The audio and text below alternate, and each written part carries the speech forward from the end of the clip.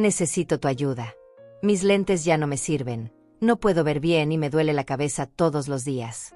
Solo necesito $50 para unos nuevos, por favor. Mi hija me miró desde la puerta de su cocina moderna, con esa expresión fría que ya conocía tan bien. Sus manos se cruzaron sobre el pecho mientras negaba con la cabeza, como si le hubiera pedido una fortuna imposible. Sus uñas perfectamente arregladas brillaban bajo la luz de los focos modernos de su casa, tan diferentes a las bombillas amarillentas de mi pequeño apartamento. No tengo dinero para eso, mamá. Ya sabes cómo están las cosas. Hilario y yo tenemos muchos gastos. No podemos andar regalando dinero a cada rato. Regalando. Esa palabra me dolió más que cualquier golpe físico que hubiera recibido en mi vida. No estaba pidiendo un regalo, estaba pidiendo ayuda. Ayuda de la hija a quien crié con tanto amor, a quien di todo lo que pude durante tantos años de sacrificio. Miré alrededor de su casa, observando sus muebles nuevos de cuero, su televisión enorme que ocupaba casi toda una pared, sus electrodomésticos brillantes que parecían recién salidos de una tienda. Todo tan diferente a mi pequeño apartamento donde contaba cada centavo para llegar a fin de mes. Por favor, Antonia, no puedo seguir así. Ayer me caí en la calle porque no viví en el bordillo de la acera.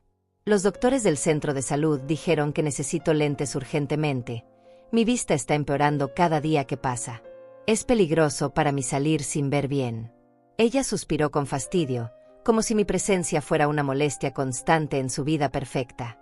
Se alejó hacia la despensa con pasos decididos y regresó con algo en las manos. Un frasco de mermelada de fresa, viejo y empolvado, que parecía haber estado olvidado en algún rincón de su alacena durante meses. Toma esto. Es lo único que puedo darte ahora. La mermelada todavía sirve, no la desperdicies. Está buena. Tomé el frasco con las manos temblorosas, sintiendo inmediatamente que estaba pegajoso por fuera. La etiqueta estaba descolorida y medio despegada, con bordes curvados por la humedad. Cuando lo volteé para ver la fecha de vencimiento, mi corazón se hundió en mi pecho. Había vencido hace 4 meses exactos. 4 meses en los que había estado pudriéndose lentamente en la despensa de mi hija. Pero Antonia, esto está vencido desde hace meses. Y yo necesito dinero para los lentes, no mermelada vieja que ya no sirve para nada. No me importa que esté vencida, todavía se puede comer perfectamente. La fecha de vencimiento es solo una sugerencia. Y no tengo más nada que darte ahora mismo. Ya hiciste tu visita de hoy, ahora vete porque tengo cosas importantes que hacer. Sus manos me empujaron suavemente pero con firmeza hacia la puerta principal. No fue violento, pero sí profundamente humillante. Como si fuera una vendedora molesta a quien había que sacar de la casa lo más rápido posible. Como si fuera una extraña que había llegado a molestar su tranquilidad doméstica. Antonia, por favor, soy tu madre. Te estoy pidiendo ayuda con algo importante para mi salud. Solo necesito. No necesitas nada que yo no te pueda dar en este momento. Ya te di la mermelada, eso es suficiente por hoy. Tal vez la próxima semana pueda ver qué más tengo por ahí. Adiós, mamá. La puerta se cerró detrás de mí con un sonido seco y definitivo. Me quedé parada en su porche elegante, sosteniendo aquel frasco inútil, sintiéndome más pequeña y abandonada que nunca en mis 69 años de vida. Los vecinos podían verme desde sus ventanas curiosas, una anciana con un frasco de mermelada vencida en las manos, rechazada por su propia hija en plena luz del día. Caminé lentamente hacia la parada del autobús, cada paso más pesado que el anterior. Mis zapatos gastados resonaban contra el pavimento mientras sostenía el frasco como si fuera un objeto sagrado, cuando en realidad era solo una burla cruel. El frasco se sentía pegajoso y desagradable en mis manos arrugadas. 4 meses vencido. Ni siquiera se había tomado la molestia de revisar la fecha antes de dármelo. Durante todo el viaje de regreso a casa en el autobús lleno, miré por la ventana borrosa, pensando en cómo había llegado a este punto tan doloroso de mi vida. Odette Durán, que una vez fue respetada en su barrio, que trabajó hasta los huesos para sacar adelante a sus hijos, que se sacrificó durante décadas para darles lo mejor, ahora mendigando $50 y recibiendo mermelada podrida como si fuera una limosna generosa. El autobús se detuvo en mi parada con un chirrido de frenos y bajé despacio, todavía aferrando el frasco contra mi pecho. Mis lentes rotos hacían que todo se viera borroso y distorsionado, como si el mundo entero se hubiera vuelto poco claro y confuso. Subí las escaleras de mi edificio viejo, una por una, sintiendo el peso de la humillación en cada escalón que subía hacia mi apartamento solitario. Al llegar finalmente a mi puerta, busqué las llaves en mi bolso gastado y cerré la puerta detrás de mí. Me recosté contra la puerta de madera y el silencio de mi hogar vacío me envolvió como una manta fría y pesada. Miré el frasco en mis manos y por un momento tuve ganas de lanzarlo contra la pared de la cocina, de desahogar toda la rabia y la tristeza que llevaba acumuladas en el pecho desde hacía tanto tiempo. Pero no lo hice. En cambio, lo puse cuidadosamente sobre la mesa de la cocina y me senté frente a él, mirándolo como si fuera un símbolo de todo lo que mi vida se había vuelto. Un frasco de mermelada vencida, pegajoso y abandonado, exactamente como me sentía yo. Me quedé sentada en esa silla de cocina durante horas, mirando el frasco como si pudiera cambiar su contenido vencido solo con desearlo.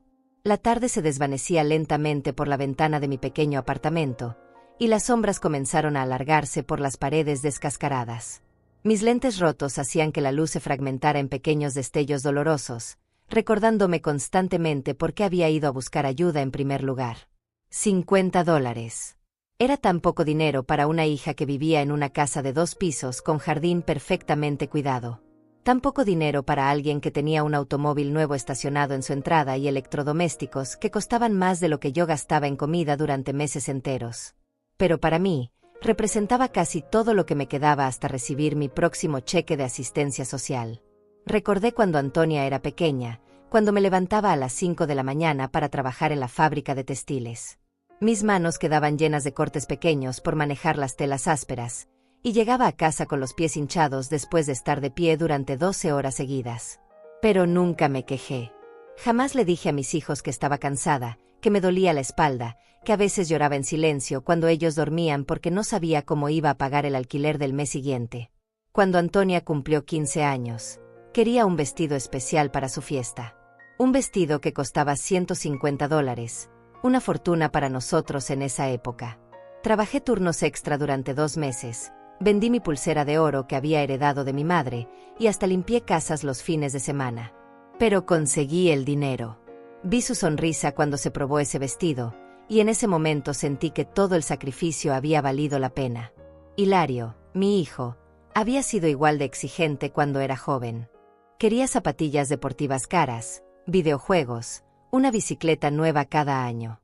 Yo trabajaba en 3 empleos diferentes: la fábrica durante el día, limpieza de oficinas en las tardes, y los fines de semana vendía tamales que hacía en mi propia cocina. Mis manos siempre olían a masa de maíz y detergente industrial, pero nunca les dije que no a mis hijos. Nunca les negué nada que estuviera dentro de mis posibilidades. Me levanté de la silla y caminé hacia mi habitación, donde guardaba una caja vieja bajo la cama. Una caja llena de fotografías y recuerdos de cuando éramos una familia real. Ahí estaban las fotos de sus graduaciones, donde yo aparecía sonriendo orgullosa, con mi mejor vestido que había usado durante 10 años seguidos porque no podía permitirme comprar ropa nueva para mí misma.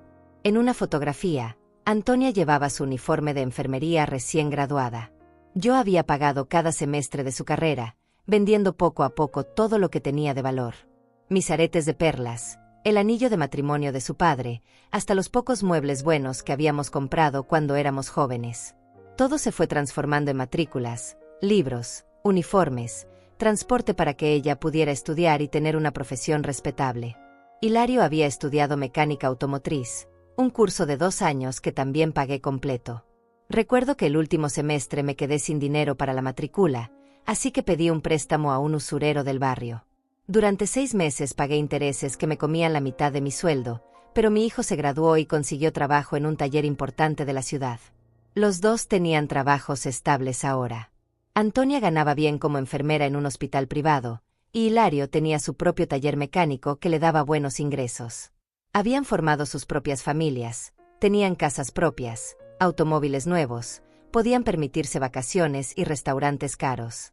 Todo lo que yo nunca pude tener porque cada centavo de mi vida se había ido en darles a ellos un futuro mejor. Pero ahora, cuando la que necesitaba ayuda era yo, me daban mermelada vencida. Regresé a la cocina y me serví un vaso de agua tibia. Mi refrigerador viejo hacía ruidos extraños desde hacía meses, pero no tenía dinero para repararlo. La mayoría de los electrodomésticos de mi apartamento tenían más de 20 años y funcionaban a medias. El calentador de agua se rompía cada pocas semanas, la estufa solo tenía 2 hornillas que funcionaban bien, y las ventanas no cerraban completamente, dejando que entrara frío durante las noches de invierno. Vivía con una pensión de asistencia social de $300 al mes. Después de pagar el alquiler de $180, me quedaban $120 para comida, medicinas, transporte y cualquier emergencia que pudiera surgir. Los lentes que necesitaba costaban $50 en la óptica más barata que había encontrado. Era casi la mitad de mi presupuesto mensual para sobrevivir. Había llamado a Hilario la semana pasada para preguntarle si podía prestarme el dinero. Su respuesta fue que tenía gastos con la reparación de su camioneta nueva, que había costado $30,000. Una camioneta que cambiaba cada 2 años por una más moderna. Pero no podía prestarme $50 para que su madre pudiera ver bien y no se cayera en las calles. Me senté nuevamente frente al frasco de mermelada y lo observé con más detalle. La etiqueta decía mermelada premium de fresa, una marca cara que yo nunca me podía permitir comprar. Incluso vencida, había costado más de lo que yo gastaba en comida durante toda una semana. Era irónico que me dieran algo tan caro y tan inútil al mismo tiempo. La luz del día se desvanecía completamente y encendí la lámpara de la cocina. La bombilla parpadeó varias veces antes de estabilizarse, recordándome que también necesitaba cambiarla pronto. Otra pequeña gasto que tendría que planificar cuidadosamente en mi presupuesto limitado. Pensé en todas las noches que había pasado despierta cuando mis hijos eran pequeños, cosiendo ropa para otros niños del vecindario para ganar unos dólares extra. Mis ojos se cansaban bajo la luz débil de esa misma lámpara, pero seguía cosiendo hasta muy tarde porque cada dólar era importante para nuestra supervivencia. Nunca pensé que décadas después estaría sentada en la misma cocina, con los ojos cansados por la edad y lentes rotos, pidiendo ayuda a esos mismos hijos que había criado con tanto amor. El frasco seguía ahí, silencioso y pegajoso, como un recordatorio constante de lo poco que valía ahora para las personas que más había amado en mi vida. Lo tomé entre mis manos y lo alcé hacia la luz, viendo cómo la mermelada se había cristalizado parcialmente por el tiempo. Era un desperdicio total, algo que terminaría en la basura como tantas otras cosas en mi vida que ya no servían para nada. Pero por alguna razón, no podía tirarlo todavía. Tal vez porque era lo único que tenía de esa visita humillante, la única evidencia tangible de que había pedido ayuda y había sido rechazada por mi propia sangre.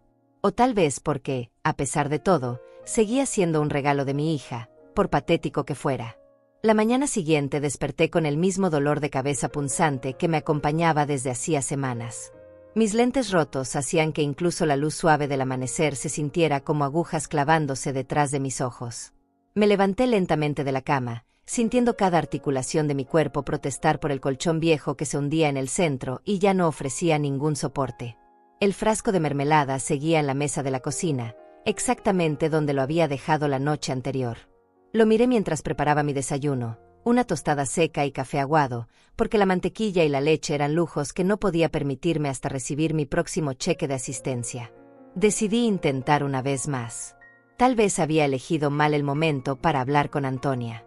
Tal vez si la visitaba más temprano, cuando no estuviera ocupada con sus quehaceres de ama de casa próspera, podría encontrar algo de compasión en su corazón. Después de todo, seguía siendo mi hija, la niña a quien había consolado durante miles de noches cuando tenía pesadillas. Me vestí con mi mejor ropa, un conjunto que había comprado hace 5 años en una tienda de segunda mano. Estaba un poco desgastado en los bordes, pero todavía se veía presentable.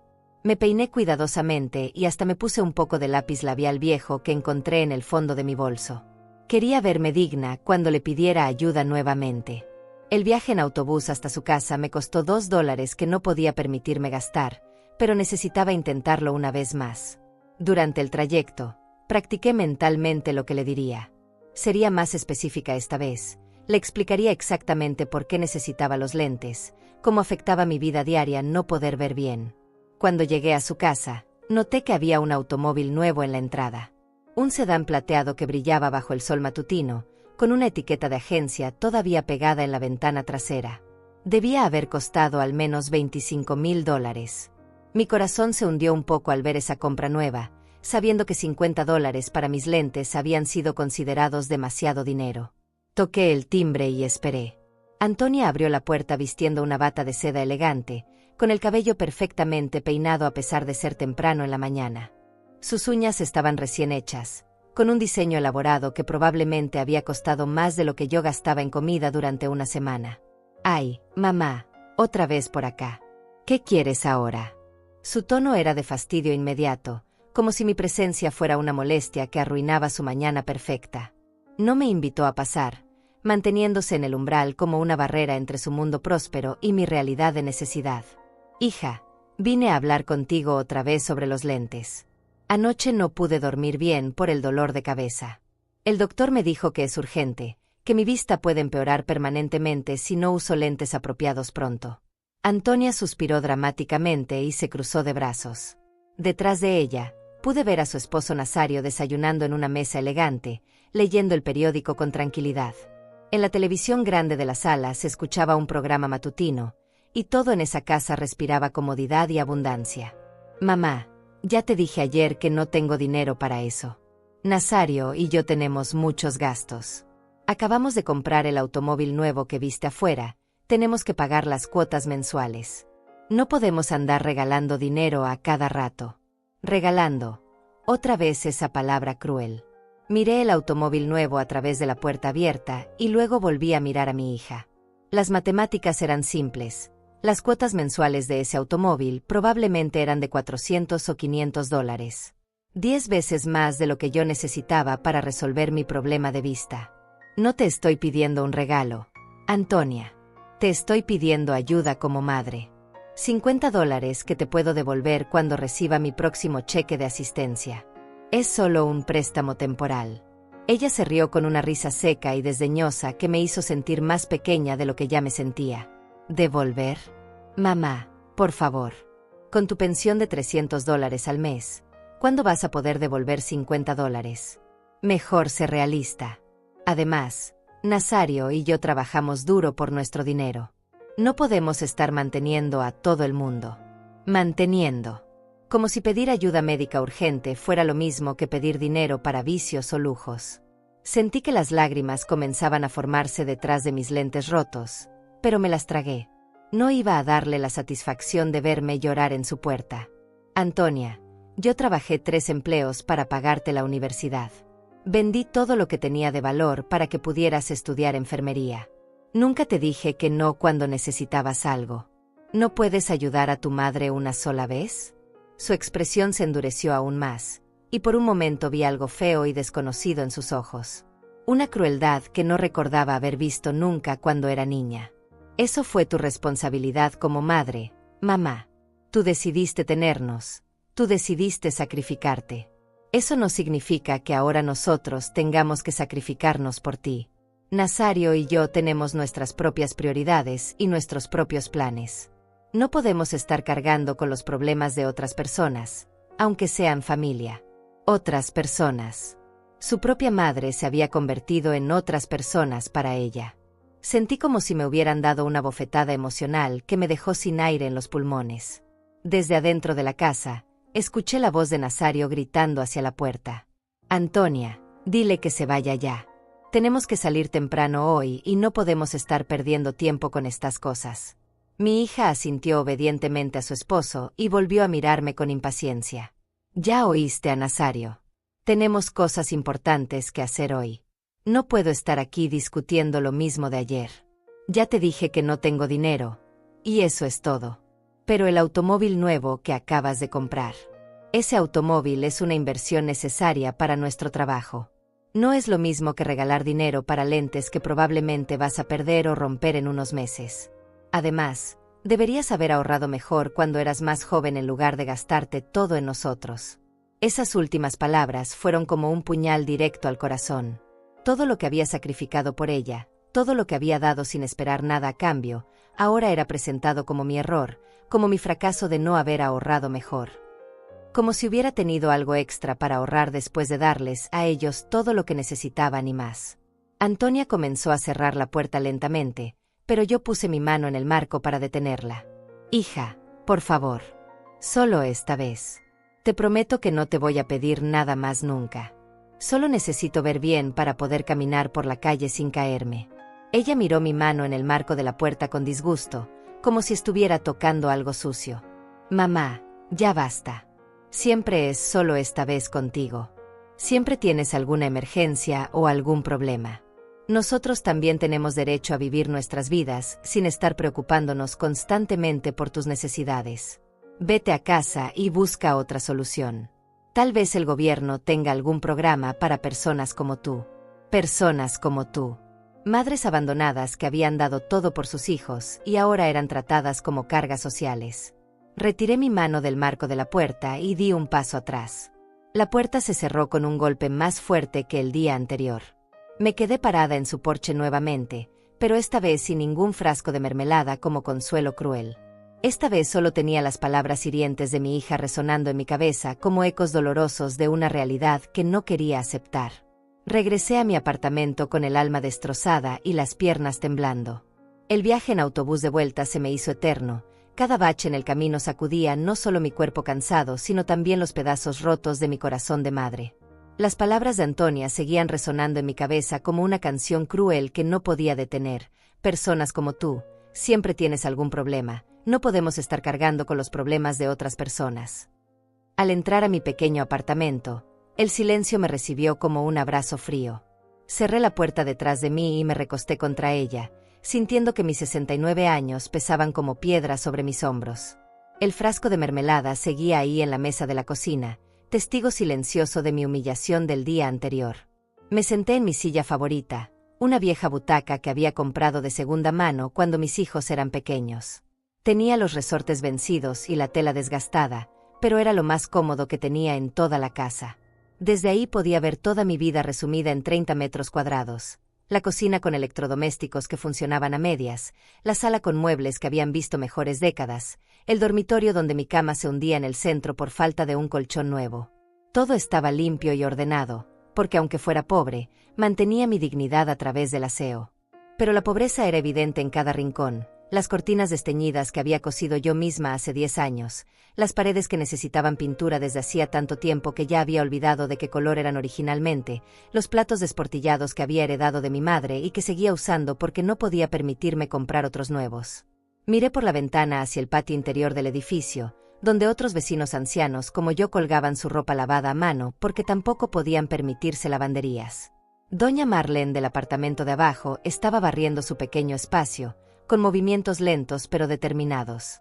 Ella también vivía sola, también dependía de una pensión mínima, también contaba cada centavo para sobrevivir. Me pregunté si los hijos de doña Marlene la tratarían mejor que los míos me trataban a mí.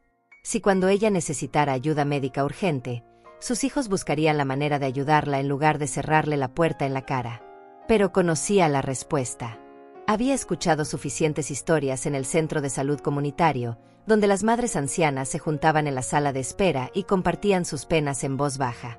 Todas teníamos historias similares. Hijos prósperos que nos habían olvidado después de recibir todo lo que pudimos darles. Hijos que cambiaban automóviles cada año, pero no podían prestar dinero para medicinas. Hijos que gastaban en restaurantes caros lo que nosotras necesitábamos para sobrevivir un mes entero, pero que consideraban nuestras necesidades básicas como problemas y cargas. Me levanté de la butaca y caminé hacia mi dormitorio, donde guardaba una caja de metal vieja debajo de la cama. Era mi caja de recuerdos, llena de fotografías, cartas y pequeños tesoros que había ido coleccionando a lo largo de mi vida. La saqué con cuidado y la puse sobre la cama, abriendo la tapa oxidada que chirriaba ligeramente. Ahí estaban todas las evidencias de lo que había sido mi vida, las fotos de cuando Antonia y Hilario eran bebés, gorditos y sonrientes en mis brazos jóvenes. Yo me veía radiante en esas fotografías, a pesar de estar exhausta por las noches sin dormir y los días de trabajo interminable. En mis ojos se veía el amor puro de una madre que había encontrado su propósito en la vida. Había cartas que ellos me habían escrito cuando eran niños, llenas de faltas de ortografía y dibujos de corazones. Te amo, mamá, eres la mejor mamá del mundo, cuando sea grande te voy a comprar una casa bonita. Promesas inocentes de niños que genuinamente amaban a su madre y que no podían imaginar un futuro donde la tratarían como una molestia. También encontré los reportes de calificaciones de sus años escolares. Siempre había firmado cada uno con orgullo, incluso cuando las notas no eran perfectas. Recordé las reuniones de padres a las que asistía después de trabajar 12 horas, llegando cansada pero siempre presente porque la educación de mis hijos era lo más importante en mi vida. Había conservado incluso sus dibujos de la escuela primaria, esos garabatos de colores que para cualquier otra persona eran basura, pero que para mí eran obras de arte invaluables.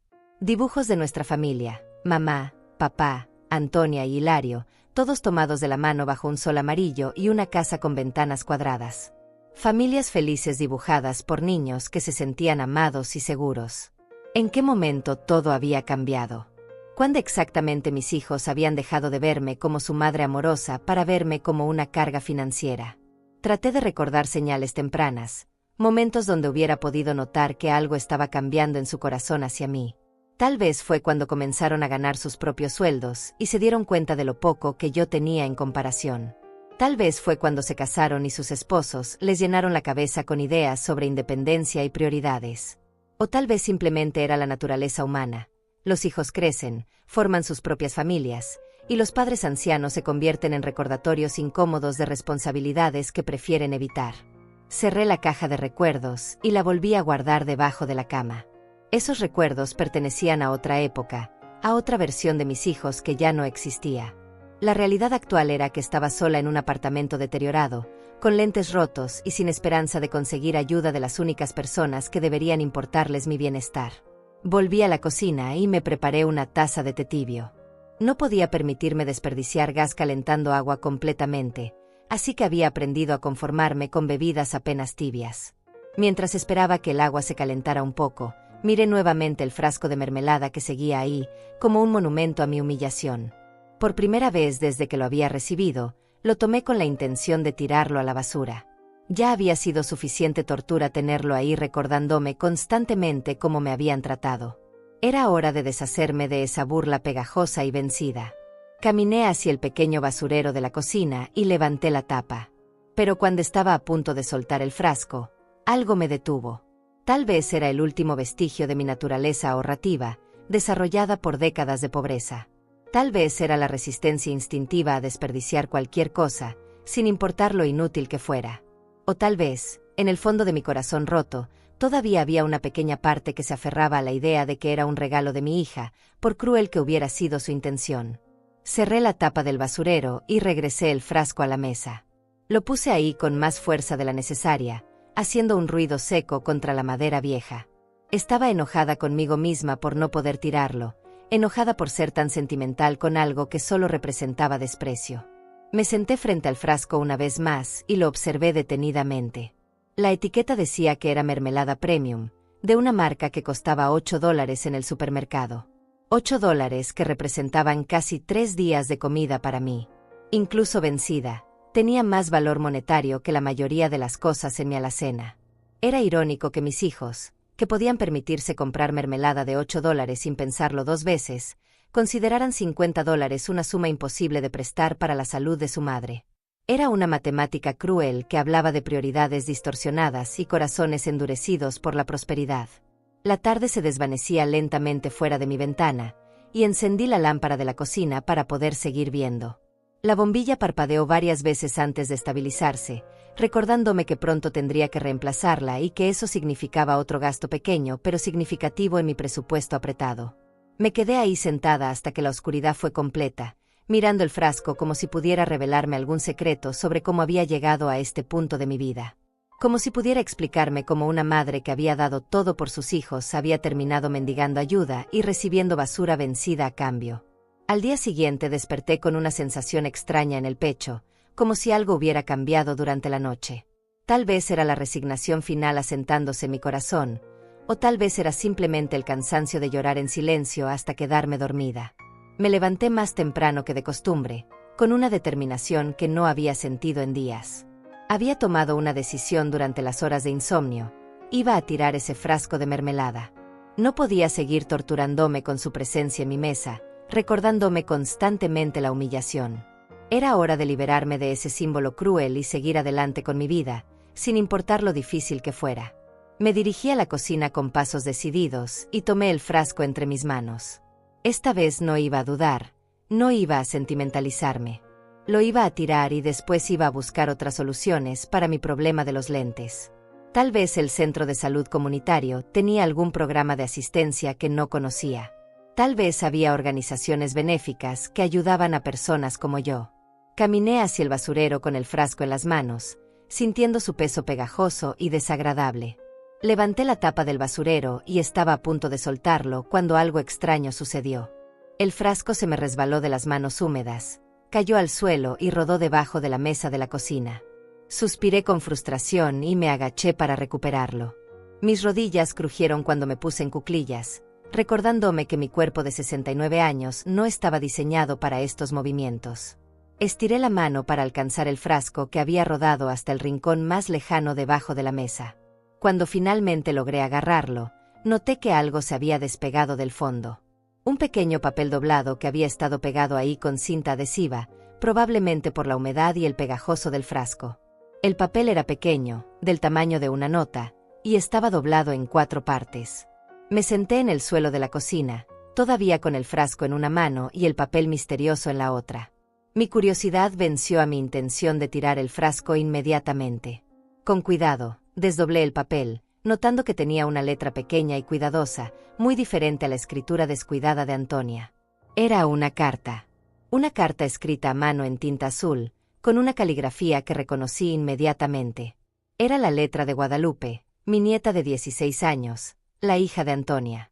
Mi corazón comenzó a latir más rápido mientras leía las primeras líneas. Abuela Odette, si estás leyendo esto, significa que mamá te dio el frasco como yo esperaba que hiciera. Sé que parece cruel y sin sentido, pero necesitaba encontrar una manera de comunicarme contigo sin que mis padres lo supieran. Mis manos temblaron mientras seguía leyendo. La letra de Guadalupe continuaba con una revelación que me dejó sin aliento. Abuela, hay algo que necesitas saber sobre el dinero. El tío Octavio, el hermano de papá que vive en Texas, ha estado enviando dinero para ti todos los meses durante los últimos 2 años. Él cree que tú has estado recibiendo ese dinero, pero mamá y papá lo han estado guardando para ellos mismos.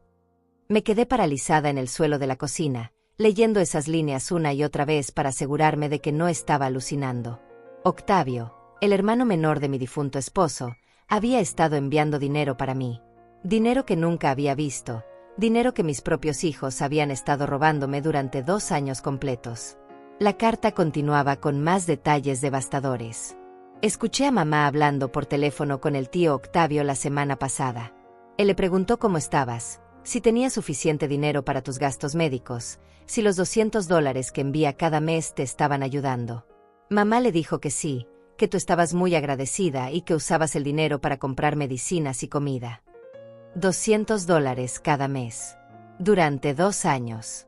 Eso significaba que mis hijos me habían robado $4,800 en total. Dinero que habría cambiado completamente mi vida, dinero que me habría permitido vivir con dignidad en lugar de contar centavos para sobrevivir. Las lágrimas comenzaron a caer sobre el papel mientras seguía leyendo. Abuela, sé que esto te va a doler mucho, pero pensé que tenías derecho a saberlo. No es justo que vivas pasando necesidades mientras ellos gastan tu dinero en cosas que no necesitan. Papá compró su camioneta nueva con parte de ese dinero, y mamá se hizo arreglos dentales costosos que no eran urgentes. Mi visión se nubló, no solo por los lentes rotos, sino por las lágrimas de rabia e incredulidad. Toda mi lucha por sobrevivir con $300 al mes, todas las noches que había pasado sin calefacción para ahorrar en la factura de gas, todas las veces que había comido una sola comida al día para que el dinero me alcanzara hasta fin de mes, y resulta que tenía derecho a $200 adicionales cada mes. La carta de Guadalupe continuaba.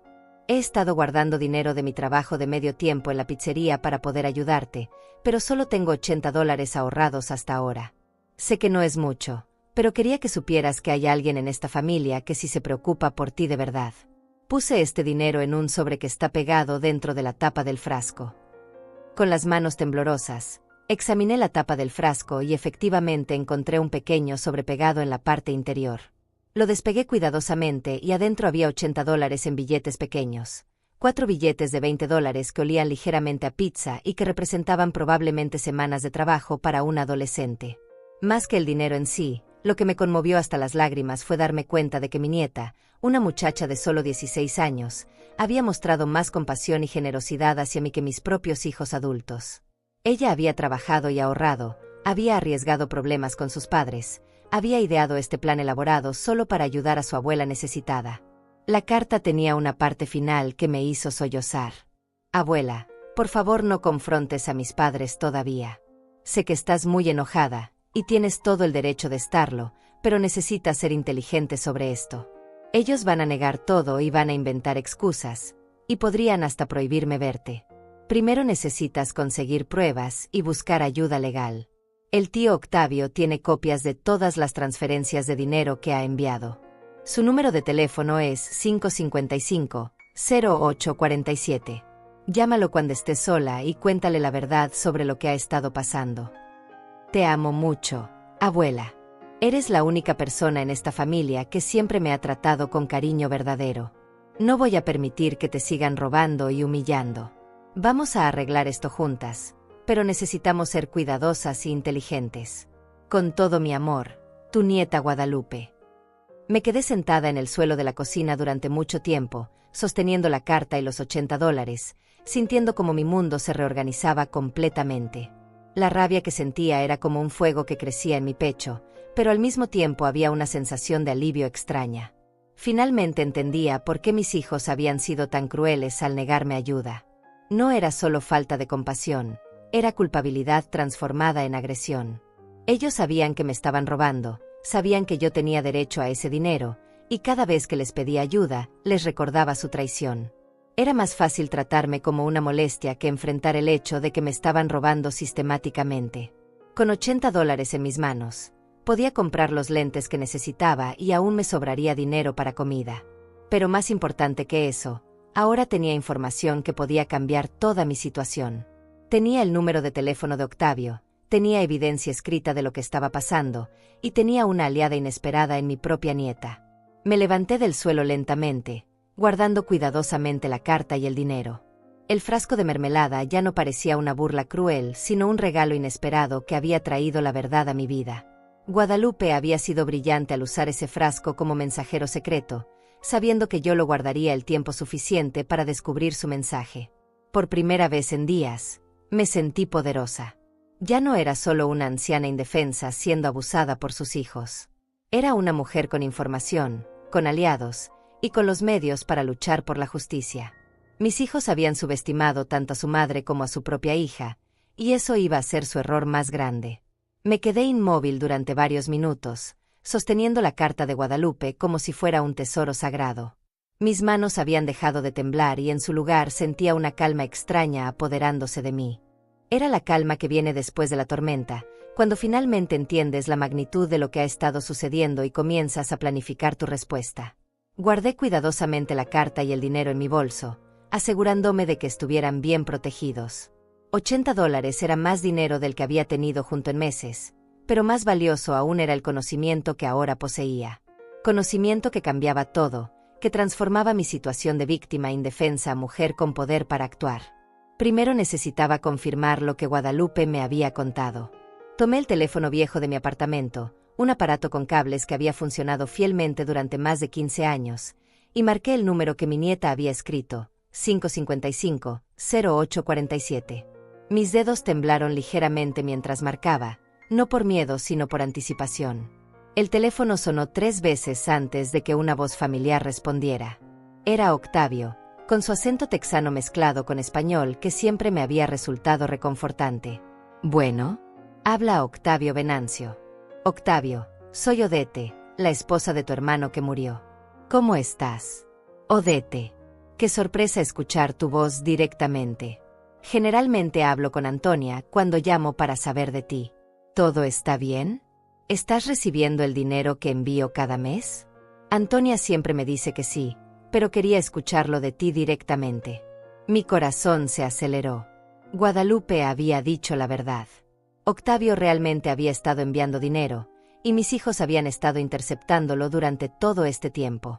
Octavio, necesito preguntarte algo muy importante. ¿Hace cuánto tiempo has estado enviando dinero para mí? Bueno, empecé hace exactamente 2 años, cuando me enteré de que estabas viviendo sola con una pensión muy pequeña. He estado enviando $200 cada mes, religiosamente. ¿Por qué preguntas? ¿No has estado recibiendo el dinero? Respiré profundamente antes de responder, sabiendo que mis próximas palabras iban a cambiar muchas cosas. Octavio, tengo que contarte algo muy difícil. Yo nunca he recibido ni un solo centavo de ese dinero que has estado enviando. Ni siquiera sabía que lo estabas enviando hasta hoy.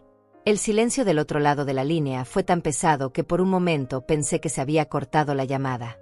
Finalmente, Octavio habló con una voz que había cambiado completamente, llena de incredulidad y rabia creciente. ¿Qué estás diciendo, Odete? Yo he estado enviando ese dinero a la cuenta de Antonia cada mes, específicamente marcado para ti. Ella me ha estado dando informes regulares sobre tu salud, me ha dicho que estabas usando el dinero para medicinas y comida. Incluso me agradeció en tu nombre varias veces. Octavio, yo no he recibido nada. He estado viviendo únicamente con mi pensión de $300 al mes. Ayer le pedí a Antonia $50 prestados para comprar lentes porque no puedo ver bien, y me rechazó cruelmente. Me dio un frasco de mermelada vencida y me echó de su casa. La respiración de Octavio se volvió pesada y rápida. Podía escuchar su indignación creciendo con cada segundo. No puede ser. Esto significa que mis propios sobrinos han estado robándote durante 2 años. $4,800. Odete. Eso es lo que deberías haber recibido hasta ahora. La confirmación de la cifra exacta me golpeó como un martillo. $4,800 que podrían haber transformado mi vida completamente. Dinero que habría pagado por atención médica adecuada, comida nutritiva, reparaciones en mi apartamento, ropa nueva, y sí, definitivamente lentes nuevos sin tener que mendigar por ellos. Octavio, hay más. Mi nieta Guadalupe se arriesgó mucho para hacerme saber esto. Ella me escribió una carta secreta contándome sobre las conversaciones telefónicas que ha escuchado entre tú y Antonia. También me dijo que guardara evidencia y que te llamara. Esa muchacha es más inteligente y honesta que sus padres juntos.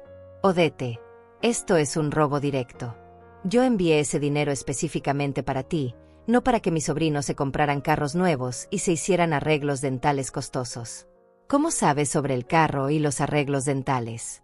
Porque Antonia me presumió sobre esas compras en las mismas llamadas donde me decía que tú estabas bien y agradecida por mi ayuda.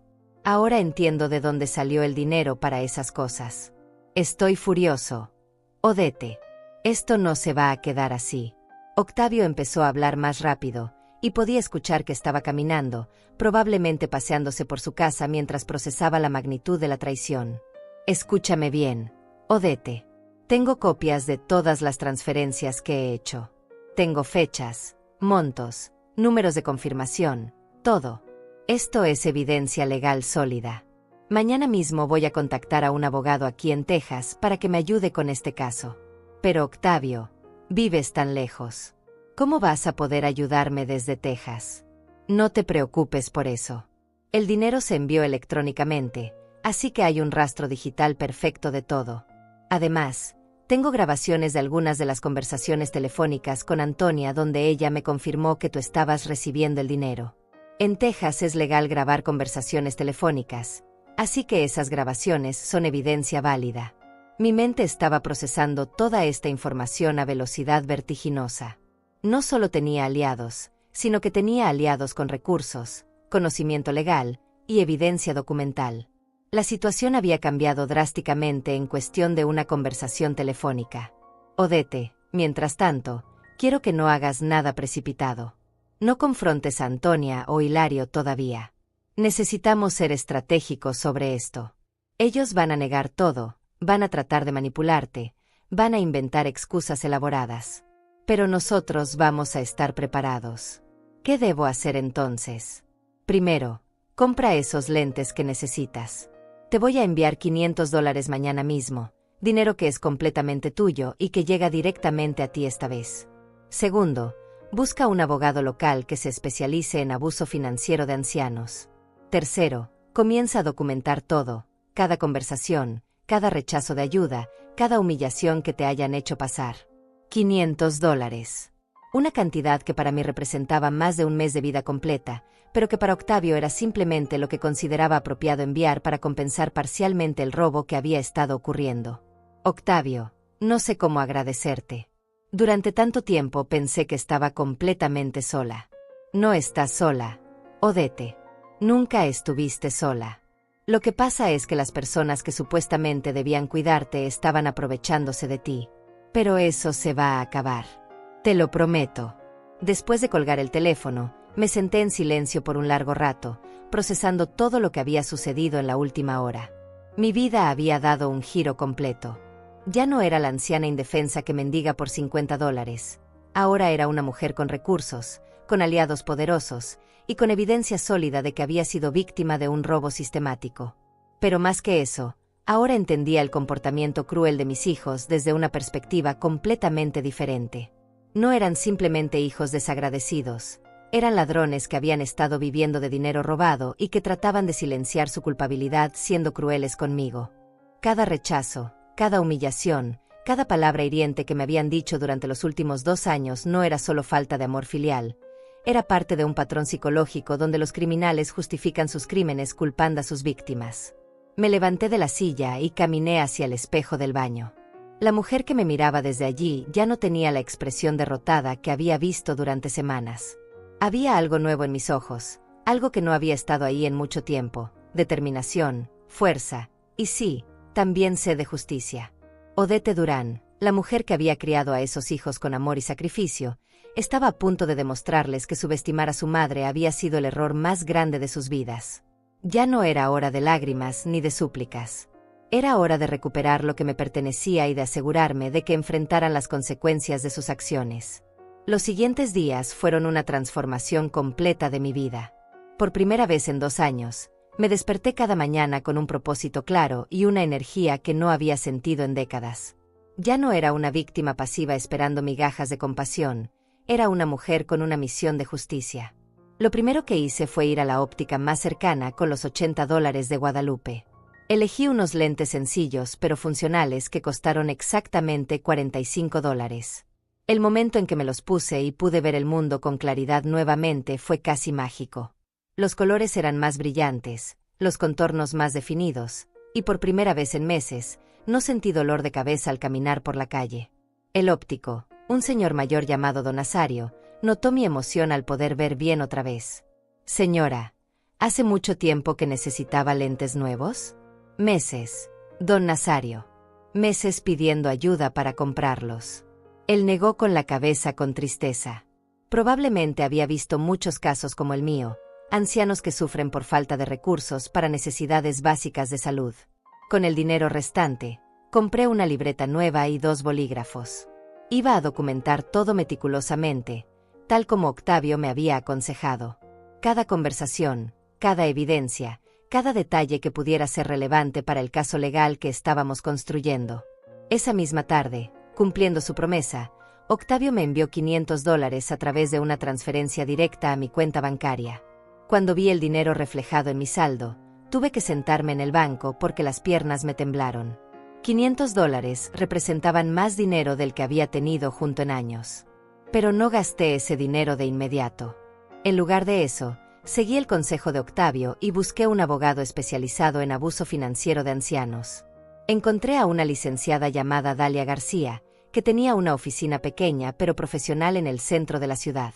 Su asistente me dio una cita para el día siguiente. Mientras tanto, comencé mi trabajo de documentación. En mi libreta nueva, escribí todo lo que podía recordar de los últimos 2 años. Cada vez que había pedido ayuda y había sido rechazada, cada comentario cruel, cada humillación. Fechas aproximadas, testigos presentes, detalles específicos de conversaciones. Mi memoria, agudizada por la indignación, resultó ser sorprendentemente precisa. También escribí una cronología detallada de mi situación financiera, cuánto recibía de pensión, cuánto gastaba en alquiler, comida, medicinas y servicios básicos.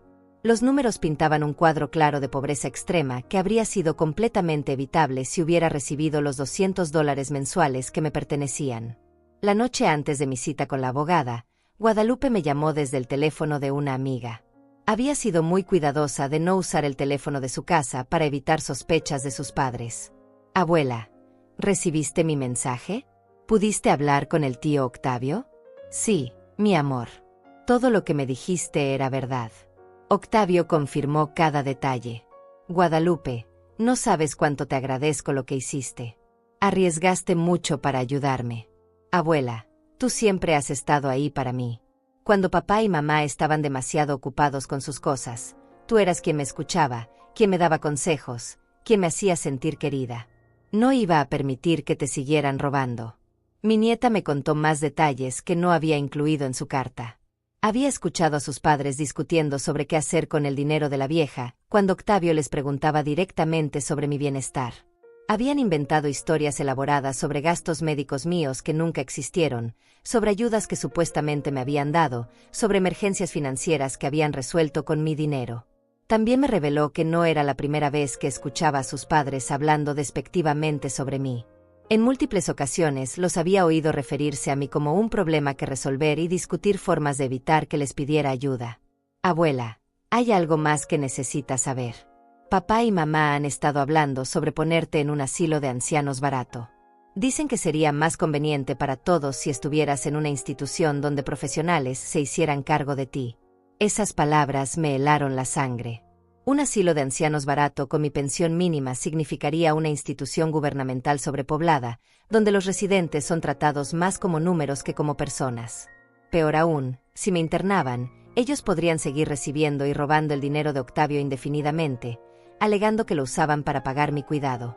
Guadalupe, ¿cuándo escuchaste esa conversación? Hace 3 días, después de que fuiste a la casa pidiendo dinero para los lentes. Papá estaba muy molesto y le dijo a mamá que necesitaban resolver el problema de la vieja de una vez por todas. Fue cuando mamá sugirió lo del asilo. Mi nieta había arriesgado mucho al contarme esto. Si sus padres descubrían que ella me había advertido sobre sus planes, las consecuencias para ella serían severas. Pero había decidido proteger a su abuela a pesar del riesgo personal. La mañana de mi cita con la abogada, me vestí con el mejor conjunto que tenía y llegué 15 minutos temprano. La licenciada Dalia García resultó ser una mujer de mediana edad con una presencia fuerte y una manera directa de hablar que me inspiró confianza inmediatamente. Señora Durán, cuénteme exactamente qué ha estado pasando. Le relaté toda la historia desde el principio, el descubrimiento del dinero robado, las conversaciones con Octavio, la participación valiente de Guadalupe y los planes que mis hijos tenían de internarme en un asilo. La licenciada García tomó notas meticulosas y ocasionalmente me hacía preguntas específicas para clarificar detalles legales importantes. Señora Durán, lo que me está describiendo constituye varios delitos graves: apropiación indebida, abuso financiero de ancianos y posiblemente fraude postal si el dinero se envió a través del servicio postal. Estos no son delitos menores. Estamos hablando de posibles sentencias de prisión. ¿De prisión? ¿Para mis propios hijos? Señora, el hecho de que sean sus hijos hace el crimen más grave, no menos grave. El abuso financiero de familiares ancianos es tomado muy seriamente por el sistema judicial, especialmente cuando hay evidencia tan clara como la que usted tiene. La licenciada García me explicó que Octavio tenía razón sobre la fortaleza de nuestro caso. Las transferencias electrónicas creaban un rastro digital perfecto, las grabaciones telefónicas eran evidencia admisible, y el testimonio de Guadalupe como testigo presencial era invaluable. Además, señora Durán, el hecho de que sus hijos hayan estado planeando internarla en una institución mientras continuaban robando su dinero agrega otra dimensión al caso. Esto muestra premeditación y una intención de continuar el abuso indefinidamente. Me explicó el proceso legal que seguiríamos. Primero, presentaríamos una demanda civil para recuperar el dinero robado más daños e intereses. Simultáneamente, presentaríamos una denuncia penal por los delitos cometidos. También solicitaríamos una orden de protección que impediría que mis hijos se acercaran a mí o intentaran controlar mis finanzas. Señora Durán, también vamos a incluir en la demanda el daño emocional que le han causado. El abuso psicológico que ha sufrido tiene un valor monetario en términos legales. No solo van a tener que devolver lo robado, van a pagar por el sufrimiento que le causaron. Por primera vez en toda esta experiencia, sentí lágrimas de alivio en lugar de lágrimas de dolor. Después de 2 años de humillación y abuso, finalmente alguien con autoridad legal me estaba diciendo que mis hijos iban a enfrentar consecuencias reales por sus acciones. La licenciada García me aseguró que mi caso era uno de los más sólidos que había visto en términos de evidencia. Me dijo que trabajaríamos con una base de contingencia, lo que significaba que ella solo cobraría sus honorarios si ganábamos el caso, y que sus honorarios saldrían de lo que recuperáramos de mis hijos. También me advirtió sobre lo que podría esperar una vez que iniciáramos acciones legales. Sus hijos van a negar todo inicialmente. Después van a tratar de minimizar la situación, diciendo que solo tomaron prestado el dinero o que tenían buenas intenciones. Cuando se den cuenta de que tenemos evidencia sólida, probablemente van a tratar de llegar a un acuerdo fuera de la corte para evitar cargos criminales. ¿Y qué debería hacer si tratan de contactarme? No hable con ellos sin mi presencia. Cualquier comunicación debe pasar a través de mi oficina. Es probable que traten de manipularla emocionalmente, de hacerla sentir culpable, de usar su amor maternal contra usted. Recuerde que estas son las mismas personas que la rechazaron cuando necesitaba $50 para poder ver. Salí de la oficina de la licenciada García sintiendo una mezcla de nerviosismo y empoderamiento. Los próximos días iban a ser difíciles, pero por primera vez en años, sentía que tenía control sobre mi propia vida. Ya no era una víctima indefensa, era una mujer con recursos legales, apoyo familiar genuino y la determinación de asegurarme de que la justicia prevaleciera. Esa noche, llamé a Octavio para actualizar sobre el progreso. Su satisfacción era evidente en su voz cuando le conté sobre la reunión con la abogada. Odette, estoy orgulloso de ti. Sé que esto no es fácil, pero estás haciendo lo correcto. Mis sobrinos necesitan aprender que las acciones tienen consecuencias, especialmente cuando esas acciones lastiman a la gente que más debería importarles. También me informó que había contactado a un abogado en Texas para asegurar que su testimonio y evidencia fueran presentados correctamente en el caso. Estaba completamente comprometido a ver que se hiciera justicia. Mientras me preparaba para dormir esa noche, miré el frasco de mermelada que seguía en mi mesa de cocina. Ya no era un símbolo de humillación, se había transformado en el catalizador que había expuesto la verdad y había comenzado mi camino hacia la justicia. Gracias a la valentía de Guadalupe y la sabiduría de Octavio, finalmente iba a recuperar no solo mi dinero, sino también mi dignidad. Una semana después de mi reunión con la licenciada García, todo estaba listo para dar el golpe legal.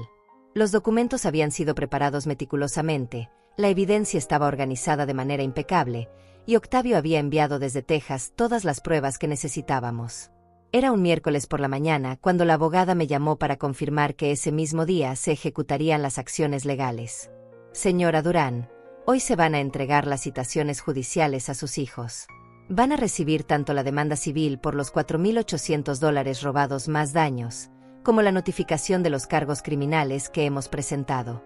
También se va a congelar la cuenta bancaria donde han estado depositando el dinero de Octavio. Mi corazón latía rápidamente, no de miedo sino de anticipación. Después de 2 años de abuso y humillación, finalmente había llegado el momento de que mis hijos enfrentaran las consecuencias de sus acciones. ¿Cuándo sabrán que fui yo quien inició todo esto? En cuanto lean los documentos, van a saber que usted está completamente informada sobre el robo del dinero. Prepárese porque probablemente van a intentar contactarla inmediatamente, ya sea para suplicar, amenazar o manipular. Recuerde lo que hablamos, no hable con ellos sin mi presencia. Esa tarde, mientras estaba organizando mi apartamento pequeño pero ahora mucho más cómodo gracias al dinero de Octavio, escuché que alguien golpeaba mi puerta con fuerza desesperada.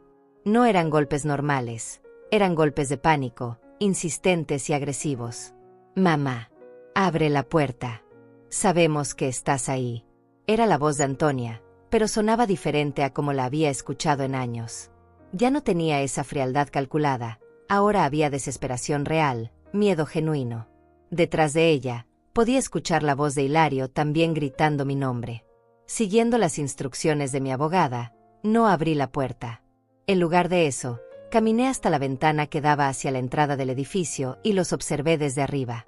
Antonia tenía papeles arrugados en sus manos y su cara mostraba una expresión de pánico que nunca había visto antes. Hilario caminaba de un lado a otro como un animal enjaulado, hablando por teléfono con alguien en tonos agitados. Mamá, por favor. Necesitamos hablar contigo. Esto es todo un malentendido. Malentendido. Después de 2 años de robo sistemático, ahora era un malentendido. Me quedé en silencio, observándolos desde la ventana mientras continuaban golpeando y gritando. Varios vecinos salieron a sus balcones para ver qué estaba pasando, y pude notar cómo sus voces se volvían más desesperadas cuando se dieron cuenta de que yo no iba a responder. Después de casi 1 hora, finalmente se fueron. Pero no fue la última vez que intentaron contactarme ese día. Mi teléfono sonó constantemente durante las siguientes horas. Llamadas de Antonia, de Hilario, incluso de Nazario, el esposo de Antonia. Todos los números que reconocía, simplemente no contesté.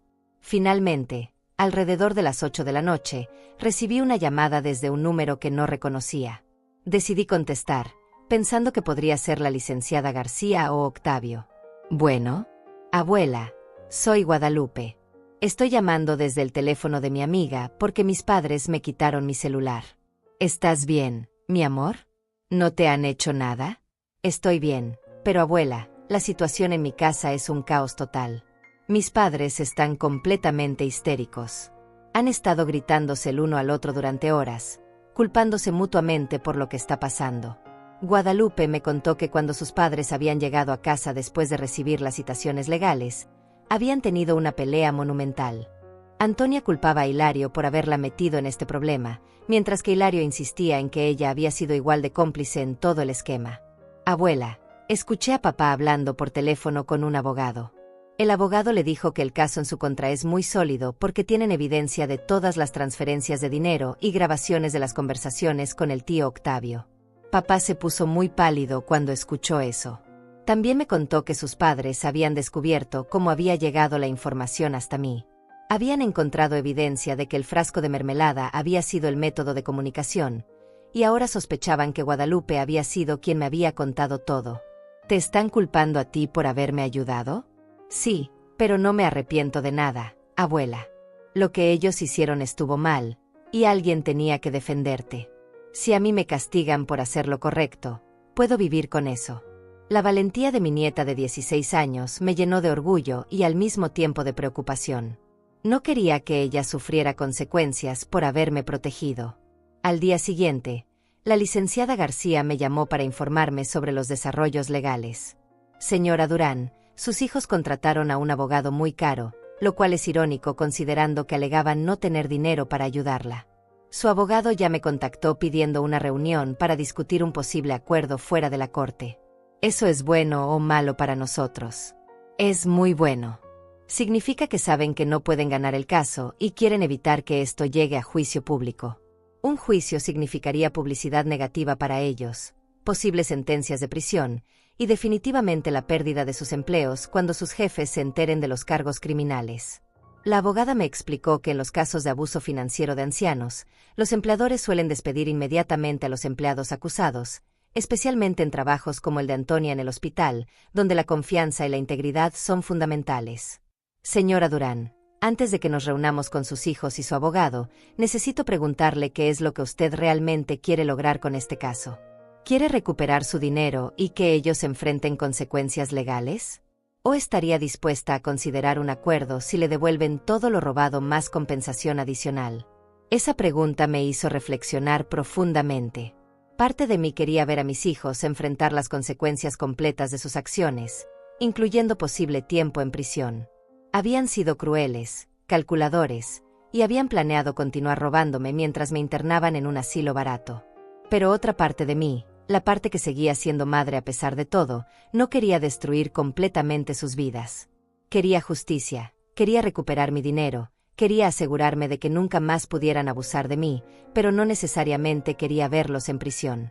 Licenciada García, quiero recuperar todo el dinero que me robaron, con intereses. Quiero compensación adicional por el daño emocional que me causaron. Y quiero garantías legales de que nunca más van a poder controlar o acceder a mis finanzas de ninguna manera. ¿Y en cuanto a los cargos criminales? Si cumplen con todas mis demandas económicas y firman documentos legales que garanticen mi protección y autonomía, consideraría retirar los cargos criminales. Pero si no cooperan completamente, entonces que enfrenten todas las consecuencias legales. 3 días después, se realizó la reunión en la oficina de la licenciada García.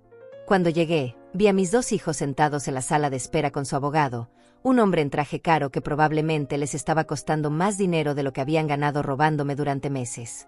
Antonia tenía ojeras profundas y se veía como si no hubiera dormido en días. Hilario estaba nervioso, jugando constantemente con sus llaves y evitando hacer contacto visual conmigo. Cuando me vieron entrar, ambos se pusieron de pie inmediatamente. «Mamá, por favor, necesitamos hablar contigo, explicarte». La licenciada García interrumpió firmemente. Toda comunicación pasa a través de mí. Señora Durán, por favor pase a mi oficina. Caballeros, los atenderemos en unos minutos. En la privacidad de su oficina, la licenciada García me mostró la propuesta que el abogado de mis hijos había enviado esa mañana. Era una oferta de devolver los $4,800 robados más $1,000 adicionales como compensación por malentendidos.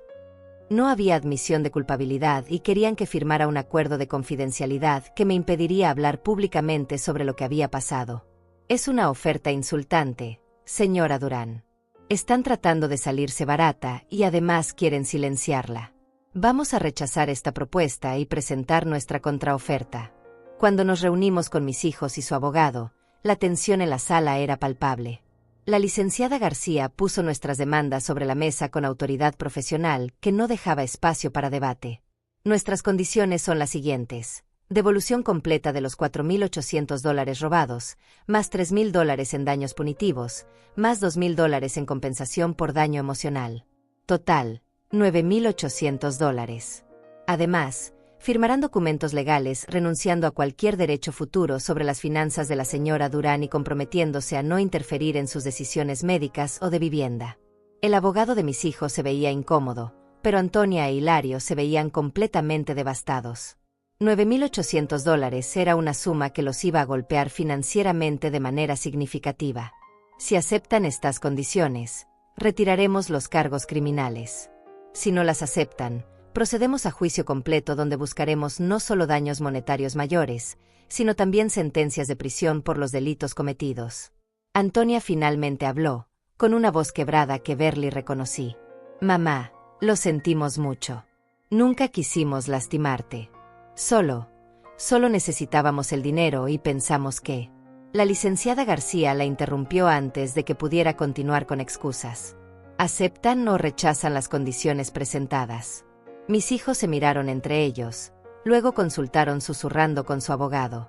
Después de varios minutos de deliberación, el abogado respondió: aceptamos las condiciones. Necesitaremos 30 días para reunir el dinero completo. No, dijo la licenciada García firmemente. 15 días para el pago completo, o retomamos los cargos criminales inmediatamente. Después de más susurros desesperados, finalmente aceptaron. En 15 días, recibiría $9,800, la cantidad más grande de dinero que había tenido en toda mi vida. Pero más importante que el dinero era el hecho de que había recuperado mi poder, mi dignidad y mi derecho a vivir libre del abuso de las personas que supuestamente me amaban. Exactamente 15 días después de esa reunión, recibí la llamada de la licenciada García que había estado esperando.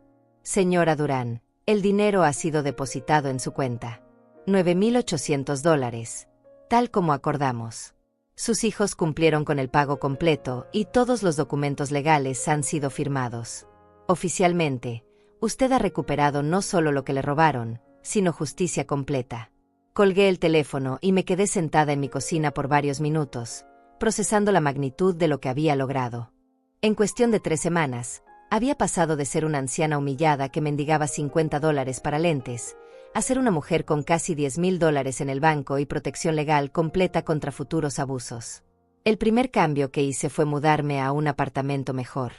Encontré un lugar en un edificio más nuevo, con calefacción que funcionaba correctamente, electrodomésticos modernos y ventanas que cerraban herméticamente.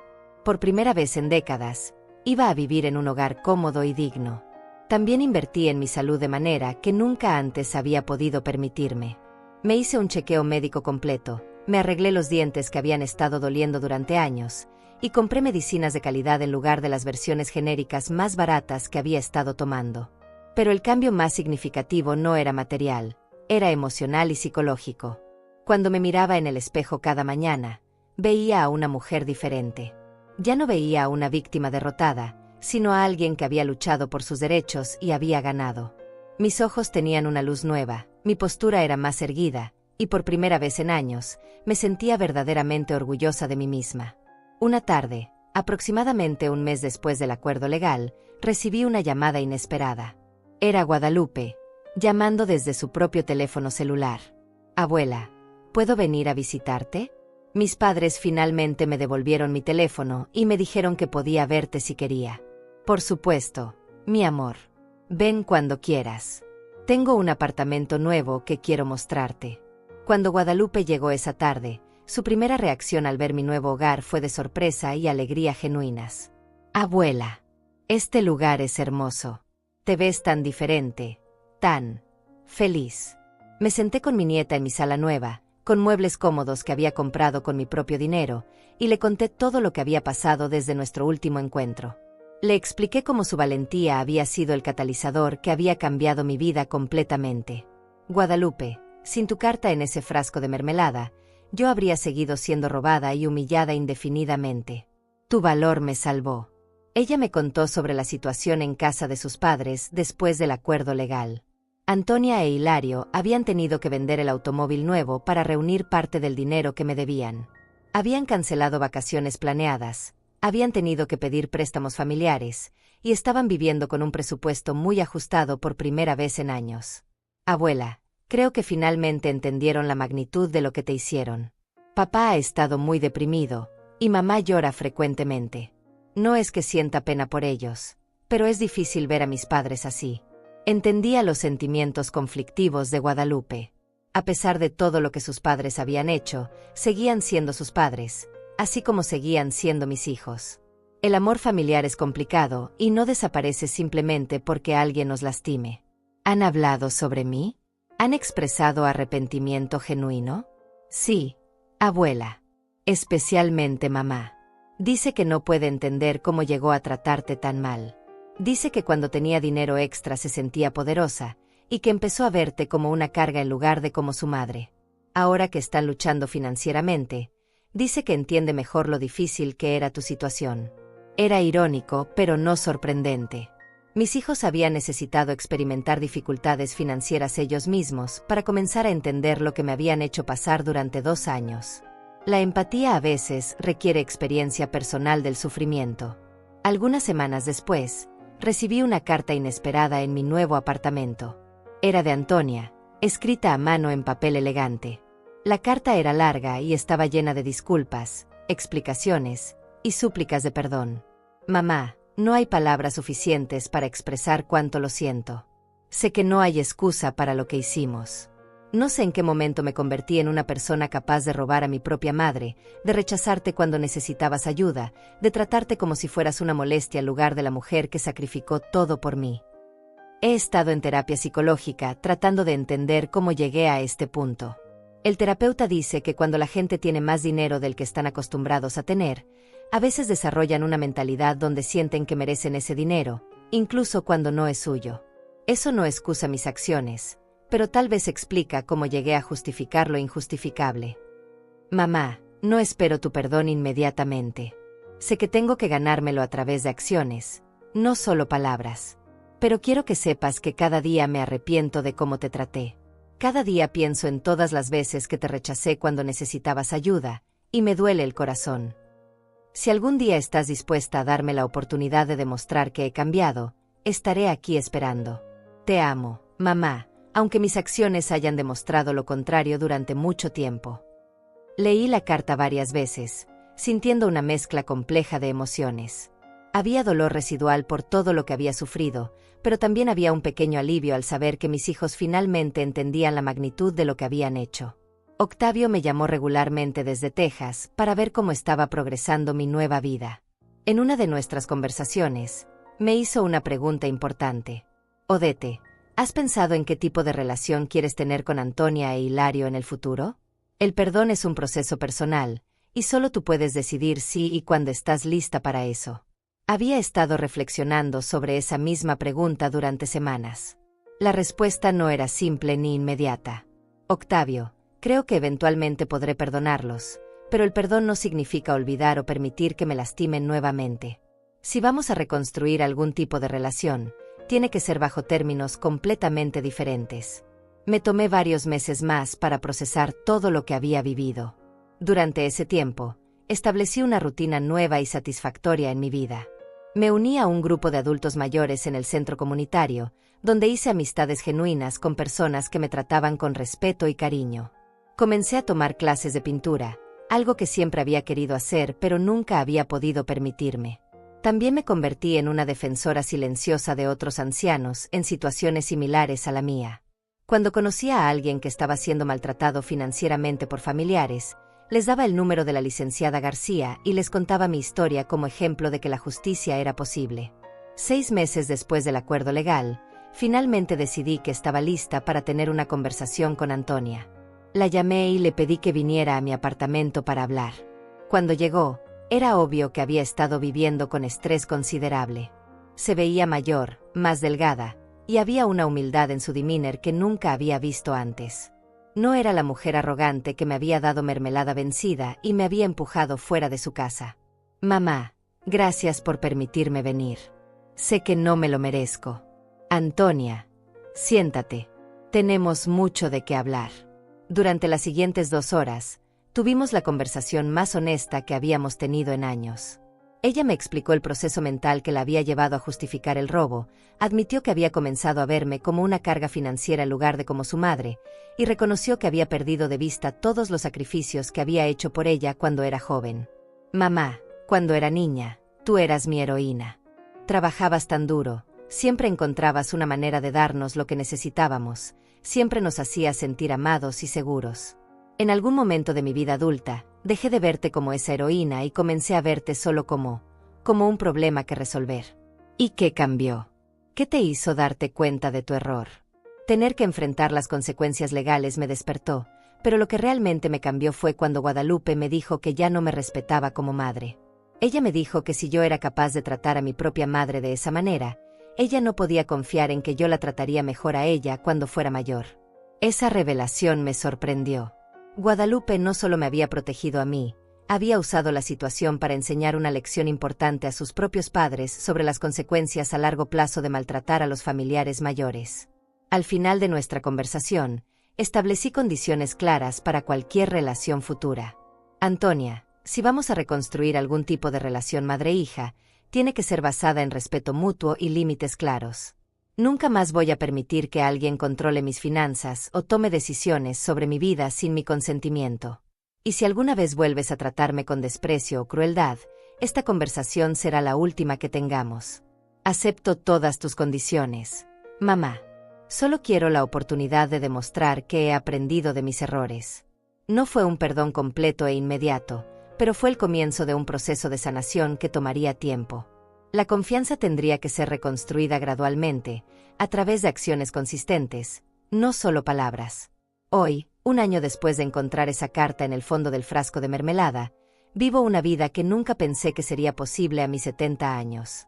Tengo seguridad financiera, independencia completa, relaciones familiares que estoy reconstruyendo bajo mis propios términos, y lo más importante, tengo mi dignidad de vuelta.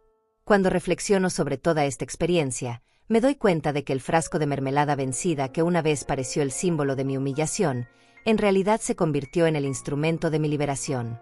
A veces, las cosas que parecen crueles en el momento resultan ser exactamente lo que necesitábamos para cambiar nuestras vidas. Mis hijos pensaron que estaban dándome basura, pero sin saberlo, me estaban entregando la llave de mi propia salvación.